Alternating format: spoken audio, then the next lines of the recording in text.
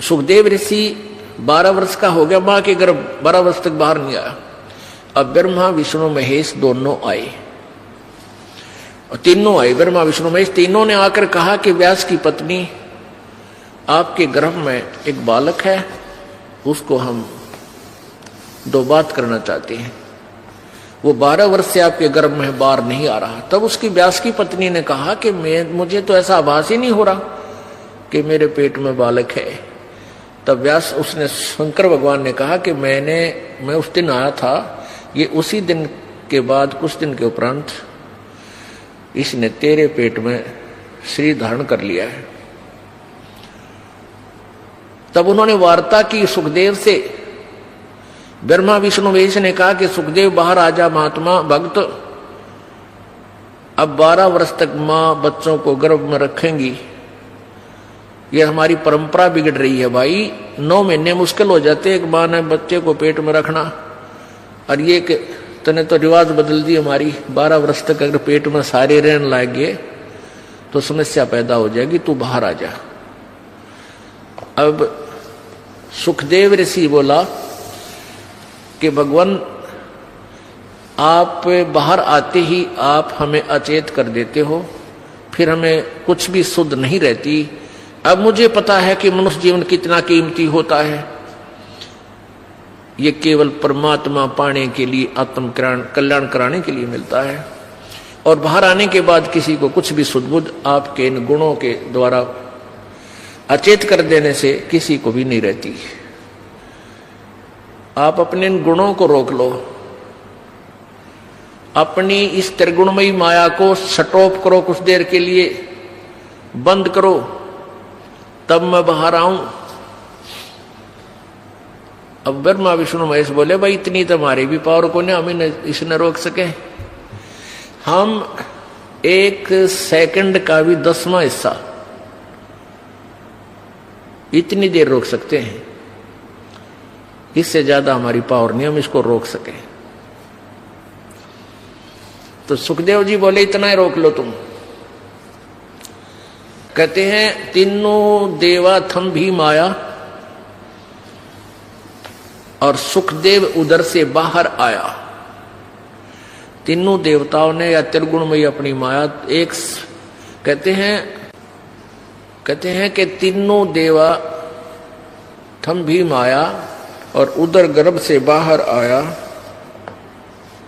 सुखदेव सुख में उपजे राई सिंह समोए, 9 नाथ और शब्द 84 ही संग उपजे थे दोए। 9 नाथ और 84 शब्द। अब क्या बताते हैं कि सुखदेव सुख से उपजे राई सींग समोए। अब जैसे भैंस के सींग पर या गाय का सींग जैसे ऐसे खड़ा है, सींग के ऊपर और राई रख दे, सरसों जैसा दाना होता राई का। ये पहले ऐसे ही एग्जाम्पल होया करते, इस तरह की ही जो है ना कथाएं होती थी, इस तरह की कहानियां होती थी। तो क्या कहा था भगवान, इन तीनों भगवानों ने कहा था कि इतनी देर हम माया रोक सकते हैं, अपनी त्रिगुणमयी माया, जब जैसे भैंस के या गाय के सींग पर राई धर दे, और जितनी देर वह राई रुके, यानी बस ये समझ लो इतनी देर।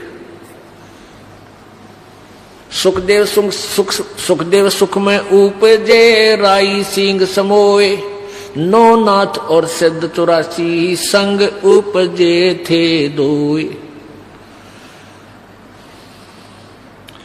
अब जब इन तीनों देवताओं ने इतनी देर माया रोकी थी, अपनी त्रिगुणमयी माया, अपने इन गुणों को स्टॉप किया था, इससे ज्यादा रोक नहीं सकते, इनको बहुत प्रेशर है। तो उस समय कहते हैं इन 94 बच्चों का जन्म हुआ था।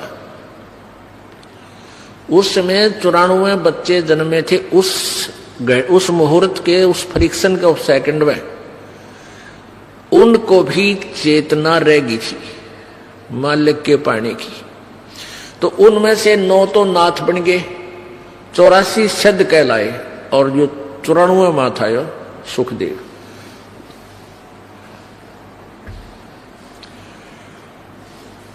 तो सुखदेव जी बाहर आए उठकर अपनी कमर पे अपनी और नालियों की नो टांग के गेर के कंधे पे स्पीड खींच दी, चल पड़े।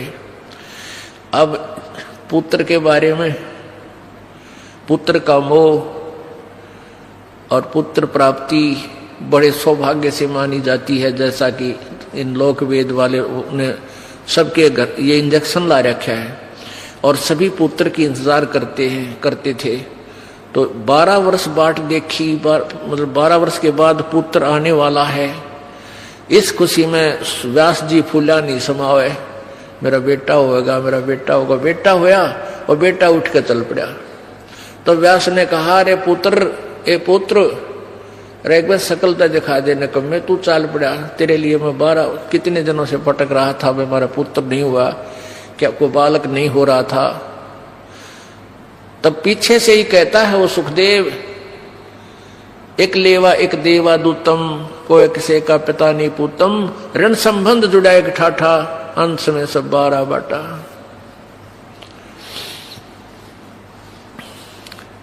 व्यास जी, सुखदेव जी कहने लगे, ऋषि जी, कोई किसी का बेटा ना और कोई किसी का बाप ना जाने कितनी बार तू मेरा बेटा बन लिया, ना जाने कितनी बार मैं तेरा बाप बन लिया, और ना जाने मैं कितनी बार तेरा बेटा बन लिया, तू मेरा बाप बन लिया। ये तो इनका पीछा छुटवाना पड़ेगा, और मैं ना देखूं तेरे का ना, मुझे भी तेरे में मोह हो गया तो फिर क्या करूंगा। इसलिए ऐसे ही निकल गया, आकाश में उड़ गया थोड़ी दूर जाके। क्यों? व्यास पीछे पीछे चल रहा था, बेटा आजा बेटा, एक बार। अब उसने आकाश में उड़ गया। आगे जाके फिर अपनी आप और नाल काट के पत्ते पुत्ते बांध के, पहले तो बालक से 10-12 वर्ष के वही ढांढे जाया करते थे, तो उसने फिर अपनी साधना शुरू की। उस साधना से पिछले जन्म की बैटरी चार्ज से स्वर्ग में पहुंच जाता था सुखदेव ऋषि। स्वर्ग किसे कहते हैं? स्वर्ग एक रेस्टोरेंट होता है, और वहां पर साहूकार, सेठ व्यक्ति, पैसे वाले, धनी ही जा सकते हैं, ना रेस्टोरेंट में गरीब व्यक्ति क्या नहीं जा सकता। जिस पर पूंजी को ना, जिसके पास पैसे हैं वो धनी है, वो किसी भी जाति वर्ग का है, यानी यहाँ किसी वर्ग से नहीं, धनी से मतलब है। तो जैसे यहाँ राम नाम के यानी सिद्धि भक्ति पुनों के जो धनी हैं वो स्वर्ग जाते हैं, और स्वर्ग के अंदर अपने पुनों को अक्षीण करके फिर वापस आ जाते हैं। स्वर्ग एक रेस्टोरेंट समझ लो, एक होटल समझो। जैसे गर्मियों के दिनों में यहाँ हरियाणा, राजस्थान, उत्तर प्रदेश, पंजाब, मध्य प्रदेश आदि क्षेत्रों में भयंकर गर्मी पड़ती है मई और जून में, और जिसके पास कुछ पैसे हैं, एक्स्ट्रा सेठ है, धनी है, वो 2 महीने कुल्लू और मनाली हिली स्टेशन यानी पहाड़ी क्षेत्र में चले जाते हैं। वहाँ रेस्टोरेंट यानी होटल में कमरा किराए पर लेते हैं और वहीं खाना खाते हैं, और 2 महीने 10-20 हजार रुपये जो वो लेके जाते हैं, उन 10-20 हजार रुपये को वहाँ खर्च करके और फिर वापस अपने कर्म क्षेत्र में आ जाते हैं, जहाँ उनकी दुकान, बिजनेस, व्यापार है। और वहाँ 20 हजार रुपये अपने खा खर्चाए, बर्बाद कराए। अब फिर नए सिरे से फिर माया जोड़ो, 20-30 हजार रुपये बच जावे तो फिर कुल्लू मनाली अगले वर्ष फिर गर्मियों में चले जाओ, और फिर जेब कटवा के फिर वापस आ जाओ। तो कहने का भाव ये है कि स्वर्ग जो है ये एक रेस्टोरेंट है, और वहाँ यहाँ के पुण्यकर्मी प्राणी ही यहाँ इकट्ठी की हुई माया, धन, पुण्य, उनके आधार से स्वर्ग जाते हैं। तो ये स्वर्ग पर जैसे प्रत्येक शहरों में रेस्टोरेंट होते हैं, होटल होते हैं, तो एक तो कॉमन स्वर्ग है जिसका राजा इंद्र है, और प्रत्येक भगवान, जैसे भगवान ब्रह्मा, भगवान विष्णु, भगवान शिव जी की अलग से राजधानियां हैं, वहां पर भी एक स्वर्ग है। वो इस कॉमन स्वर्ग से भी अच्छा रेस्टोरेंट वहां अलग से है। सब जगह ऐसा उन्होंने अलग से अपना, जो इनके जैसे विष्णु जी के उपासक हैं वो विष्णु लोक में चले जाते हैं, वहां उनका रेस्टोरेंट बना रखा, खाओ खर्चो मौज, यहाँ करो मौज। और फिर ऐसे विष्णु के उपासक विष्णु लोक में चले जाते हैं उनकी राजधानी में, वहां भी रेस्टोरेंट यानी स्वर्ग है। जो ब्रह्मा जी के उपासक ब्रह्मा के लोक में, देवी के उपासक देवी के उस रेस्टोरेंट में स्वर्ग में चले जाते हैं। देवी धाम पर बने हुए उस रेस्टोरेंट यानी स्वर्ग में। तो ये सुखदेव ऋषि स्वर्ग में जाता था, सहशरीर चला जाता था, और वहां के व्यक्ति, वहां के जितने भी देव पुरुष थे वो उनकी बड़ा सत्कार करते थे, आदर करते थे कि भी बड़ा सिद्धि वाला व्यक्ति है। ऐसे इसे कलयुग में ना ऐसे समय में और उड़कर आ जाता है। एक दिन वो विष्णु जी के लोक में चला गया। कौन? सुखदेव। उसकी पिछले पनों की बैटरी चार्ज थी, पिछले पनों से उसके शरीर में वो सिद्धि शक्ति थी। एक सिद्धि आकाश से उड़ जाई, एक सिद्धि जल पैर न लाई, एक सिद्धि कुछ खावन पीवे, एक सिद्धि जो बहुजुग जीवे। इस तरह ये 24 सिद्धियां हैं। उनमें से एक आकाश में उड़ जाने वाली सिद्धि सुखदेव को प्राप्त हुई और हल्दी की गांठ से पंसारी बन गया, महर्षि सिद्ध बन गया। अब वो विष्णु लोक में पहुंच गया, जो कारण अला अला वो वहां पहुंच गया। अब जो ही विष्णु लोक में वो पहुंचा तो वहां स्वर्ग में पहुंचा, उस रेस्टोरेंट यानी रेस्ट हाउस में, वो वीआईपी रेस्ट हाउस। वहां जाकर उसने पहरेदारों से, नौकरों से, पार्षदों से कहा कि मैं पृथ्वी लोक से आया हूं, सुखदेव ऋषि मेरा नाम है और मैं स्वर्ग में जाना चाहता हूं। अब उनने वहां जो गेट कीपर थे, सेवादार थे, पहरेदार, पौलिया बोलते हैं, यानी जो डोडी में जो बैठे रहते हैं, उनसे जाकर कहा तो वो कहने लगे जी ठीक है, आओ ऋषि जी, आपके गुरुजी कौन है? अब वहां जाकर पता चल रहा है इनको, जैसे अगर मान ले को डुप्लीकेट गुरुजी भी होगा किसी का, उसको वापस भेज दिया जाएगा।